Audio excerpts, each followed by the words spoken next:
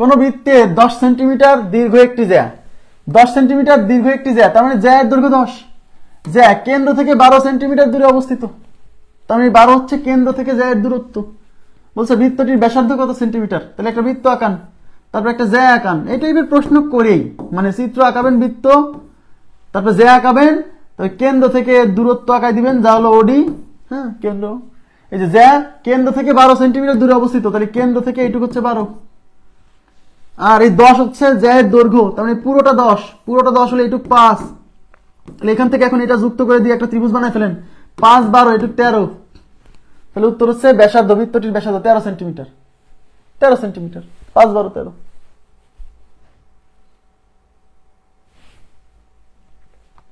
13 centimetre, এই number option is right. Next, ও কেন্দ্র বিশিষ্ট বৃত্তে ওডি এবি জ্যায়ের উপর লম্ব। এখানে কিছু ভুল কি আছে, একটু কারেকশন করা দরকার ছিল মনে হচ্ছে। কোনো না না না ভুল নাই, ভুল নাই। ও কেন্দ্র বিশিষ্ট বৃত্তে ওডি এবি জ্যায়ের উপর লম্ব। দেখেন, ও কেন্দ্র বিশিষ্ট বৃত্ত, ওডি এবি জ্যা, ওডি হচ্ছে এবি জ্যায়ের উপর লম্ব, এবং এডি ইকুয়াল টু 5 সেন্টিমিটার হলে এবি এর কত, এবির দৈর্ঘ্য কত। তাহলে একটা চিত্র আঁকালাম, ও কেন্দ্র বিশিষ্ট বৃত্ত, তাহলে এই যে এখানে হচ্ছে কেন্দ্র, এই কেন্দ্র নাম ও, বৃত্তে ওডি, ওডি হচ্ছে এবি জ্যায়ের উপর লম্ব, তার মানে এখানে এবি হচ্ছে একটা জ্যা, তাহলে এই বৃত্তের একটা জ্যা হচ্ছে এবি, সেই জ্যাটা আমি এখানে আঁকাই দিলাম, এটা এ, এইটা বি। আর এই ওডি হচ্ছে এই এবি জ্যায়ের উপর লম্ব, ওডি। এখন ডি কোথায় পাবেন? আরে ভাইয়া, ওডি, ওডি, এই ওডি দেখে বুঝতে হবে যে ও থেকে শুরু হবে, ও থেকে শুরু হবে এবং যেখানে যে শেষ হবে সেটাই ডি। আর সেই ওডি হচ্ছে এবি জ্যায়ের উপর লম্ব, তার মানে এই ও থেকে এর উপর লম্ব আঁকতে হবে, আর এইটা হচ্ছে সেই ডি, এই যে ওডি এবি জ্যায়ের উপর লম্ব, বুঝছেন? এবার বলছে এডির মান 5, এডি মানে যে এইটুক 5 সেন্টিমিটার, এবি কত, এবি, এবি, এবি মানে কোনটু, এই যে এই যে এইটুক চাইছে। ও কেন্দ্র বিশিষ্ট বৃত্তে ওডি এবি জ্যায়ের উপর লম্ব, এডি 5 সেন্টিমিটার।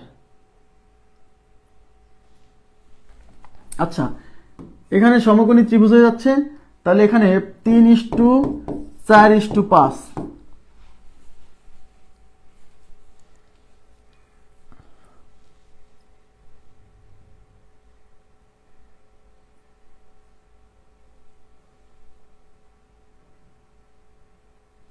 তিন ইস্টু 4:5, 5:12:13, 8:15:17। তাকান একটু, এখানে কিন্তু আমাদের অতিভুজের মান দেওয়া নাই, এদিকে তাকান, এখানে কিন্তু অনেকে ভুল করে ফেলবে, এই অতিভুজের মান দেওয়া নাই, এই যে এই মানগুলো কিন্তু অতিভুজকে মিন করে।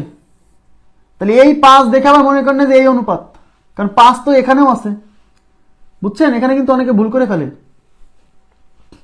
অতিভুজে, এই অতিভুজে যদি 5 থাকতো তাহলে এই অনুপাত নিয়ে কাজটা করতাম, তাহলে এগুলো হচ্ছে অতিভুজ।